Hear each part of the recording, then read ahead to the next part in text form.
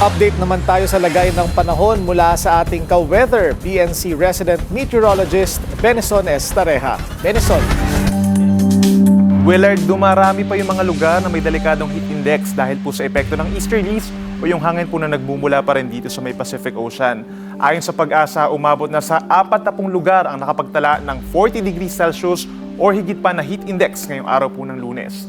Kabilang na dyan ang Dagupan, Pangasinan at mga syudad po ng Puerto Princesa, Cavite, gayon din sa may Palawan, Iloilo at Butuan City, habang dito sa may Quezon City nasa 40 degrees po ang naramdamang init for today. Bukas naman, araw ng Martes, marami pa rin po magkakaroon ng delikadong init dahil sa easterlies, kagaya ng Cavite City pa rin, dito sa may Dagupan, Puerto Princesa, Butuan at Zamboanga at bukas 40 degrees pa rin po dito sa may Quezon City. Kaya ka-weather, magpapatuloy pa yung ganito kainit na panahon hanggang sa middle of May po. Kaya palagi ang uminom ng tubig at iwasan pa rin ang mga nakakapagod na gawain tuwing tanghali para maiwasan ang pagkahilo at panghihina. Sa rainfall forecast ng Pag-asa bukas, April 28 sa Luzon, mula umaga hanggang tanghali, may tsansa na po ng mga mahihinang pag-ulan lamang sa may Aurora, Quezon, dito rin sa may Sorsogon at Oriental Mindoro. Habang sa hapon naman hanggang sa gabi, may mga aasahan pang mga ulan at thunderstorms.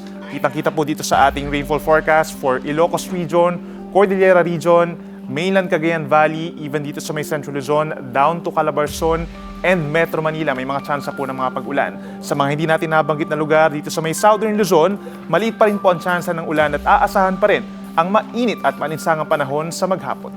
Sa Palawan, gayon din po sa may western portion ng Western Visayas, maging dito rin sa may Eastern Samar, Caraga Region at Davao Oriental, posible din po ang mga pag-ulan mula umaga hanggang tanghali dahil sa easterlies. Kaya sa mga papasok po sa trabaho, magbaon ng payong kung lalabas ng bahay.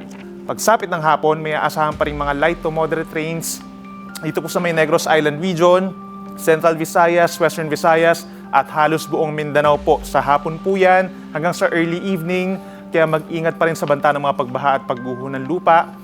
Iiral pa rin po yung bahagyang maulap na kalangitan naman in other areas of Visayas and Mindanao at meron lamang minsan pagkulimlim at isolated na ulan.